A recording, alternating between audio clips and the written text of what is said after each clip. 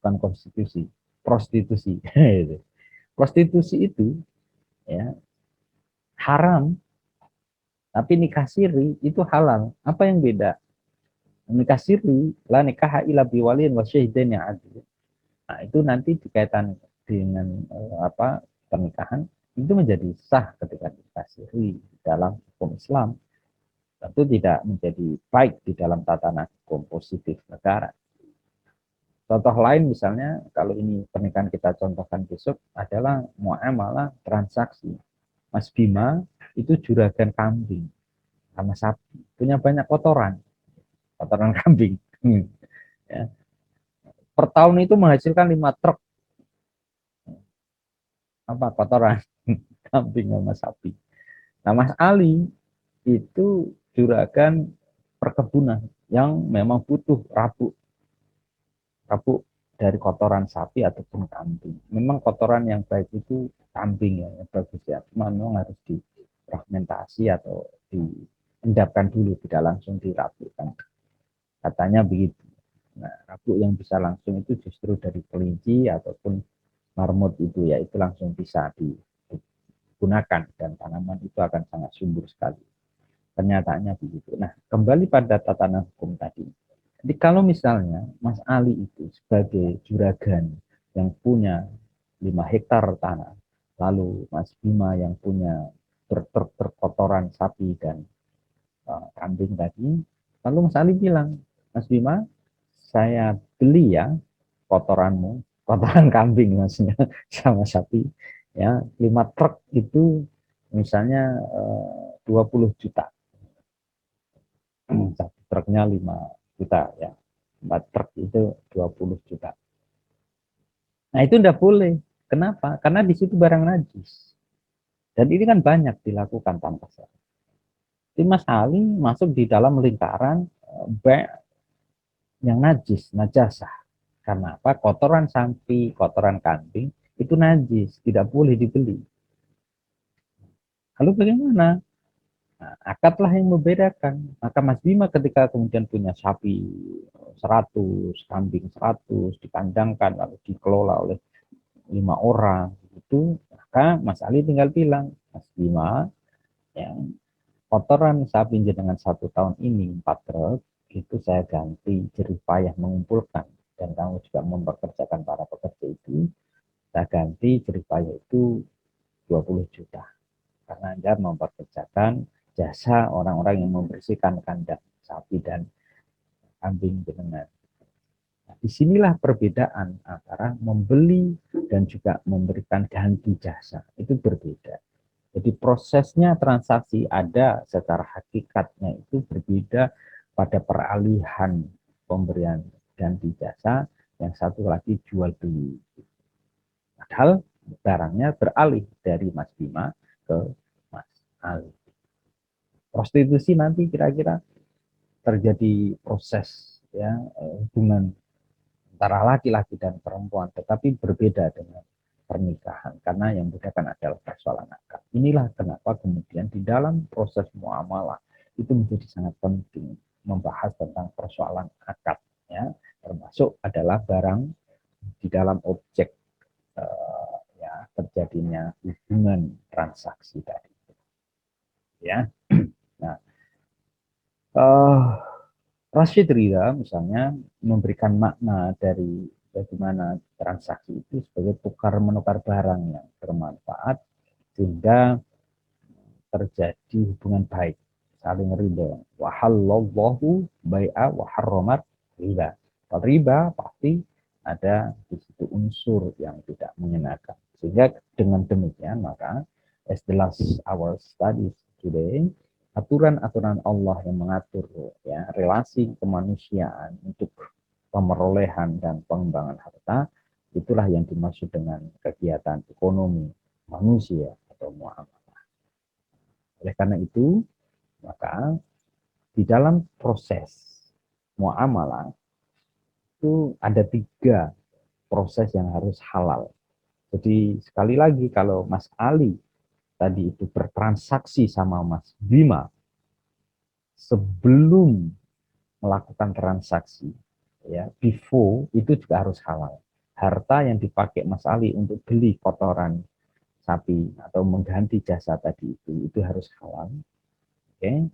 Lalu Mas Bima ya, ketika kemudian mengelola sapinya tadi itu juga dengan harta yang baik, sehingga kotoran sapinya itu juga sebenarnya bukan hanya najis, tetapi itu hasil-hasil dari sapi-sapi yang baik. Lalu Mas Ali mengelola tanamannya ya itu dengan cara yang baik, tidak dengan cara-cara yang tidak baik. Masuk Mas Bima ketika kemudian memelihara kambing sapi, tidak boleh ada kezaliman di situ, tidak ada boleh manipulasi di situ. Sapinya disuntik ya, biar lebih gemuk dengan manipulasi obat-obatan, gitu ya, dan lain sebagainya. Nah, termasuk adalah after dari transaksi. Bagaimana kemudian keuntungan yang diperoleh oleh Mas Ali, keuntungan yang diperoleh oleh Mas Bima, itu kemudian juga dipakai untuk kebaikan-kebaikan.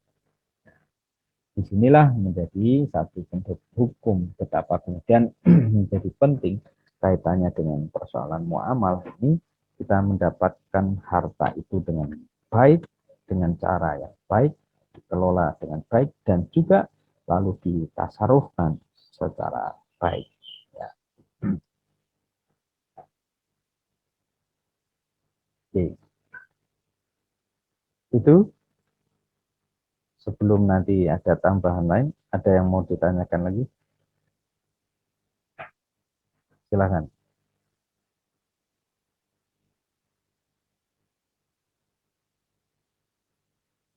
Assalamualaikum Pak. Ya, waalaikumsalam. Mangga, silakan. Pada saat transaksi zaman dulu kan ya, ketika zaman Rasul kan kita menggunakan dinar dan dirham gitu Pak. Kan sekarang ini kan uang kan beda-beda gitu Pak, kayak misalkan dolar, terus rupiah, ringgit dan semacamnya gitu. Itu kan masing-masing dari itu kan ada perbedaan nominal gitu Pak. Kayak misalkan kita kan ke dolar jadi bedanya misalkan 14.000 atau 15.000 gitu Pak. Ada kemungkinan nggak sih Pak kayak misalkan transaksinya nanti bakal menggunakan dinar dan dirham lagi gitu Pak. Terima kasih Pak. Iya. Nah, sebelum terjawab lebih tuntas, kondisinya juga menjadi agak pelik ketika orang yang begitu getol ya mendeklirkan tentang dinar dirham ini ditangkap polisi di dalam konteks Indonesia ya, beberapa waktu yang lalu kan.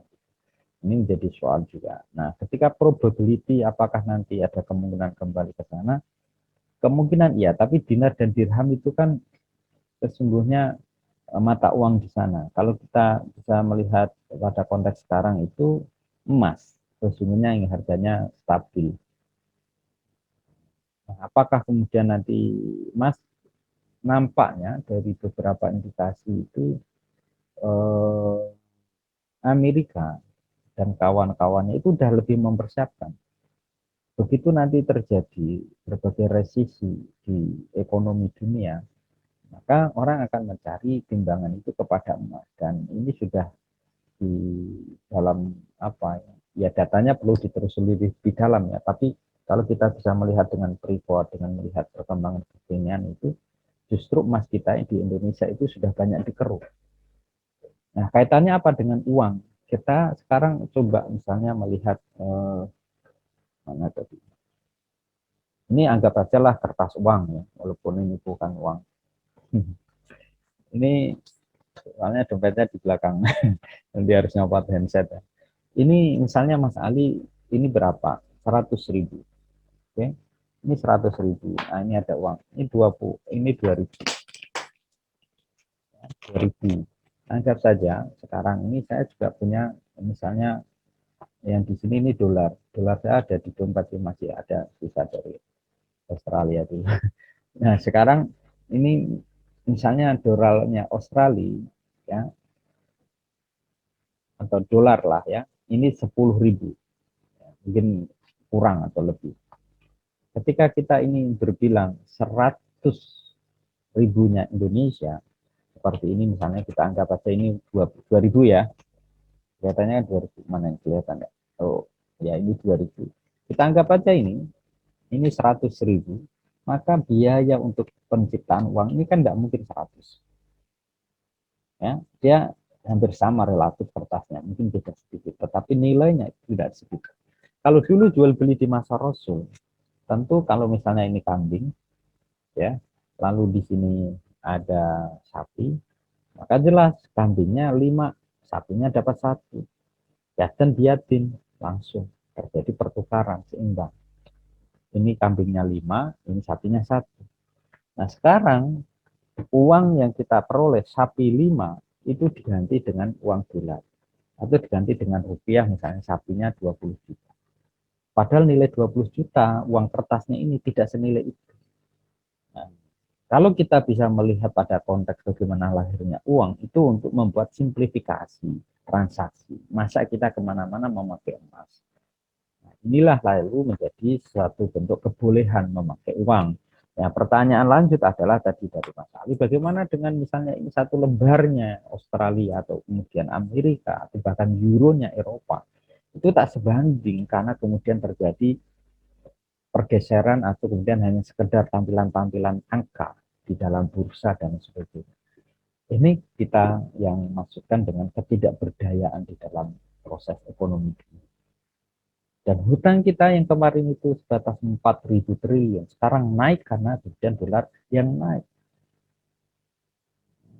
Makanya kalau mau berinisiasi ya jangan tergantung dolar. Nah, bagaimana caranya saya sendiri ya masih mencari inspirasi itu. Karena bukan kapasitas saya Menteri Keuangan dan Presiden, nanti aja kalau jadi Presiden. Ya, kita berpikir gitu. Yang saya pikirkan itu kalau jadi Presiden itu saya ngumpulin paranormal dan para pakar. Loh kok bisa? Iya, para pakar ahli magnet dunia begitu, Indonesia, guru besar yang tokoh-tokoh Indonesia di luar itu tarik ke Indonesia. Ngapain tuh? Ya mereka menciptakan alat lah yang bisa menemukan batangan-batangan emas itu ya, yang ada di bumi Indonesia itu warisan-warisan dari Majapahit ya, dari Sriwijaya, harta karun itu loh di Indonesia itu ditarik dengan alat khusus. Ya gimana caranya? Ya misalnya 100 atau bahkan 1.000 kilometer di bawah tanah itu bisa ditemukan. Tidak hanya kemudian privat di sana yang Irian Jaya yang kemudian emasnya dikeruk lalu pakai hipoteka masyarakatnya dan tak terdapat keberdayaan di situ. Ya, itu kalau kemudian diserahkan Indonesia katanya juga nyerah karena persoalan teknologi juga minyak dan sebagainya gitu. Ini menjadi soal. Menurut saya udah biarin aja di Indonesia kalau memang tidak bisa dikeruk daripada lalu sekarang dikeruk dan keuntungannya hanya sekian persen untuk Indonesia. Padahal bumi kekayaan yang ada di Indonesia semuanya adalah milik negara dan digunakan untuk masyarakat kita. Lalu yang kedua apa? Ya saya ketemukan lah misalnya SDM ya, para paranormal itu loh Mas Ali dan teman-teman di Indonesia. Kenapa? Paranormal itu udah suruh temukan aja posisi-posisi harta-harta itu lalu kembalikan ke negara. Bukan hanya persoalan santet dan sebagainya. Karena kita ini Indonesia kadang aneh. Paranormalnya banyak tapi mistisnya itu dominan. Ya wow, alam bisa. Tapi saya membayangkan kalau harta itu adalah milik Indonesia, ditemukan saja misalnya terkumpul 10.000 triliun, maka 6.000 triliun hutang kita itu dibayar. Ya, IMF International Monetary Fund atau kemudian di Bank Dunia itu dibayarin aja semua. Kita selama pembangunan itu yang berkaitan dengan uang ya dan itu adalah dari hutang dipakai untuk infrastruktur pasti habis. Apalagi kemudian kita kolaps sekarang ini dengan resesi ekonomi, baru resesi, bukan krisis ekonomi dengan banyaknya COVID. Dan maka menjadi ramai juga tentang persoalan dana bank yang persoalan dana haji ya, apakah itu dipakai untuk kemudian haji ini untuk dana lain, walaupun Pak Anggito misalnya sebagai ketua pengelola keuangan haji mengatakan tidak ada satu peser pun uang haji yang dipakai untuk infrastruktur begitu. Tapi masyarakat juga masih bertanya-tanya kan begitu.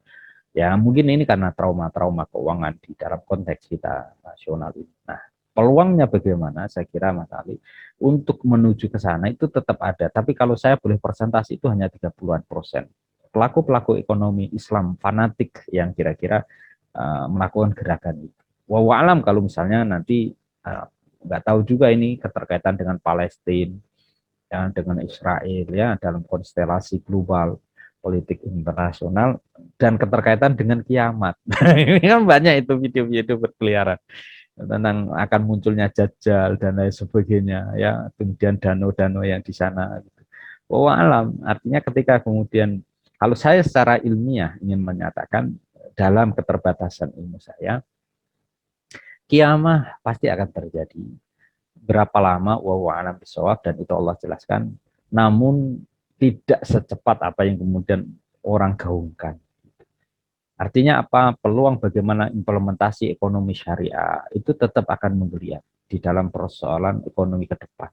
Paling tidak kalau masih berjalan ratusan tahun, generasi-generasi kita masih memiliki kesempatan untuk menancapkan kaidah-kaidah keislaman, muamalah dari Indonesia untuk dunia yang lebih baik. Termasuk keuangan tertentu di situ. Nah, bagaimana itu? Ya Indonesia yang kemudian sekarang harus mempelopor itu.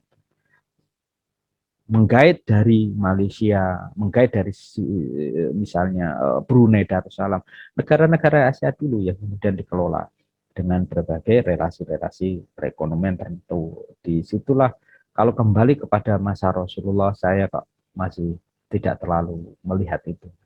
Karena tatanan itu berkembang dan ekonomi ini berkembang begitu pesat, tetapi tidak setback kembali ke belakang. Justru menyempurnakan akad-akad itu yang kemudian bermigrasi, saling melengkapi. Dan ini sudah terjadi kalau itu. Bagaimana lalu adanya zakat profesi. Zakat-zakat di masa Rasul itu terjadi sekarang. Proses-proses murabahah, mengambil untung dulu dengan sekarang ada, tetapi kemudian mengalami mutasi di dalam pola-pola interaksi dan transaksi saja gitu. Saya kira itu ya sederhananya Mas. Oke, silahkan masih ada. Uh, saya tambahkan sedikit nanti kalau masih ada sharing terus kemudian kita tutup ya. Oke. Nah, di dalam buku Studi Islam 2 ini saya ingin menambahkan di buku-buku jenengan nanti mungkin juga sedikit banyak masuk di dalam puas. Apa yang menjadi penting adalah hak Allah. Apa yang menjadi hak Allah? Ibadah murni, contohnya ya, yang diwajibkan Allah halaman 222 itu seperti sholat, puasa, itu adalah hak-haknya Allah. Hukum terhadap pelanggaran larangan seperti zina, ya, minuman khamar, rampas, dan lain sebagainya, termasuk hukuman yang berupa hilangnya hak waris, hak ibadah dalam waktu yang bersamaan seperti kafarat ya ketika melanggar tentang puasa Ramadan ataupun dam saat haji ya, termasuk ibadah yang murni ya, zakat, termasuk menyangkut hubungan keluargaan, nikah talak ya, pemberian waris dan sebagainya. Ini hak-hak di dalam konteks kita membahas di dalam fikih muamalah. Lalu hak manusia yang berkaitan dengan apa di sini disebutkan misalnya hutang ya, itu hak manusia yang harus diselesaikan. Gampangnya ngomong begini, kalau misalnya temannya Mbak Triana itu berzina, maka taubatnya kepada Allah. Tapi kalau temannya Mas Yusuf berkaitan dengan hutang, itu tidak hanya haknya Allah yang harus dituntaskan dari hutang, tapi haknya manusia harus dituntaskan. Jadi kalau Mas Ali misalnya makan di warung, harus dituntaskan itu Mas Ali. Jangan ditinggal pergi. Ya, makanya biasanya saya itu kalau di warung nanti ada tukar ini kurang 1.000 ya Mas. Waduh, anu ya Mas, nanti kalau kembali saya selalu ngomong gini Bu, kalau saya kembali saya nggak jamin. Tapi kalau Ibu mengikhlaskan, iya enggak apa-apa. Paham kan maksud saya? Saya menjaga nih nanti jaga nih kalau antisipasi lupa gitu. Tapi kalau ibunya ngomong ya cerah Mas, nanti kalau ingat ya tolong dibayar kalau ke sini. Tapi kalau enggak ya sudah saya ikhlaskan. Tapi biasanya nominalnya nggak banyak itu 1.000, nah 1.500, 2.000. Kalau sampai 10.000 biasanya nanti jadi kebiasaan Mas Ali Akbar di kantin kampus. Bu kurang 10.000 ya, diikhlaskan ya Bu. Padahal minyak itu hanya 11.000. Ya, aktivis. Kan dulu di Jogja itu begitu. Teman-teman kalau di asrama mahasiswa itu sering Ada kan yang jajakan pagi gitu.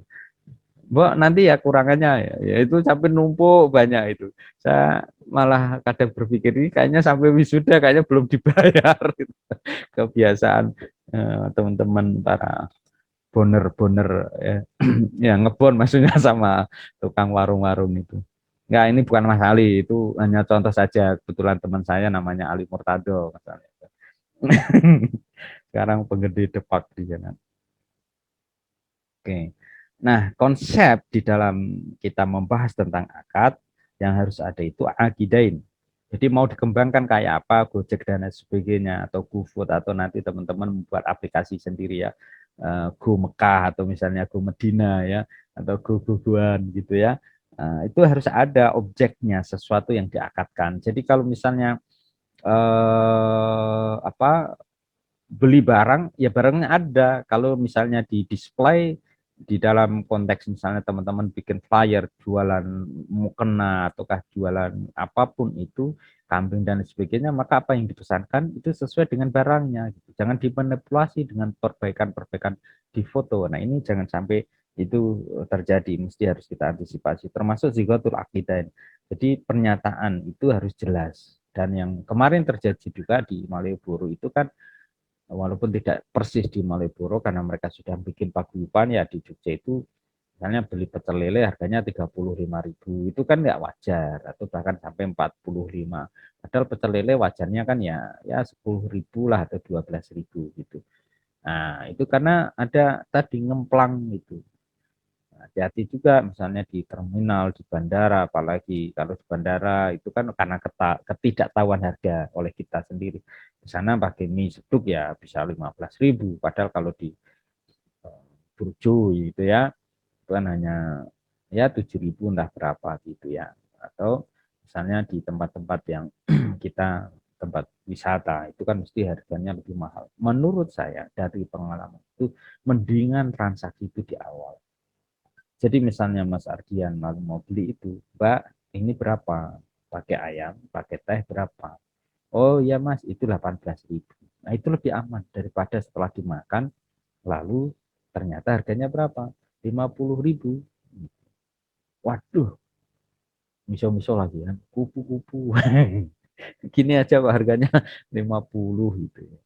Kalau namanya yang bukan ya.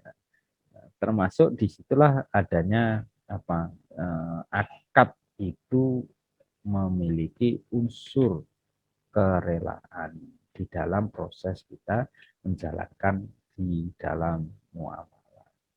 Sampai di dalam kontinuitas kita berdagang terjadi kekecewaan karena ada ya beragam tadi itu ketidakjujuran ya, manipulasi, ada horor itu penipuan, dan apalagi ada riba.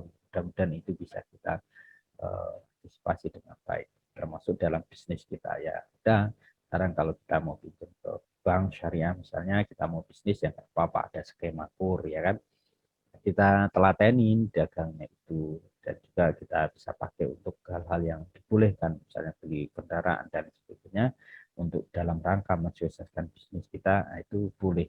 Dan selama kemudian ada unsur kebaikan bersama, mudah-mudahan itu menjadi keberkahan juga.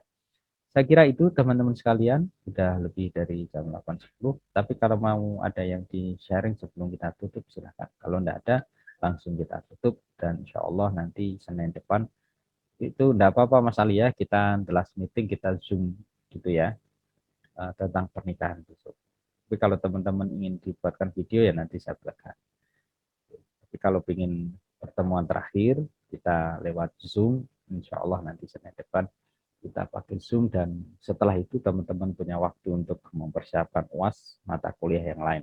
Nah, mata kuliah kita ini separuhnya kan sudah dicicil. Nanti paling UAS itu soalnya hanya 2 atau berapa, dijawab nanti kita gabungkan dengan resume dari teman-teman sendiri. Itu diupload di waktu ya, jadwalnya UAS.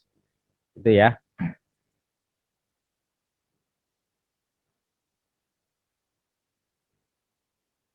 Demikian, cukup ya. Ya, terima kasih. Saya kurang lebihnya mohon maaf. Memang tadi agak kita awalkan biar bisa kita akhiri lebih awal ya. silahkan yang berpuasa segera berbuka. Maksudnya buka baju mandi ya, lanjutkan dengan aktivitasnya. Bagi yang belum sarapan dan kebetulan tidak berpuasa, silahkan segera bersarapan dengan cara yang thayyib dan halal ya, insya Allah. Terima kasih, senang dengan teman-teman sekalian. Tadi yang kebetulan yang saya panggil, kebetulan mungkin headsnya lagi rusak, atau misalnya ada hal-hal yang lain, tidak apa-apa. Yang penting juga teman-teman jangan lupa, tadi sudah diingatkan oleh komitinya pagi ini untuk tetap absen. Insya Allah next meeting, setelah meetingnya, pertemuan terakhir, usahakan teman-teman yang lain untuk bisa masuk semuanya. Terima kasih. Kurang lebihnya, mohon maaf. Assalamualaikum warahmatullahi wabarakatuh. Waalaikumsalam warahmatullahi wabarakatuh. Waalaikumsalam warahmatullahi wabarakatuh.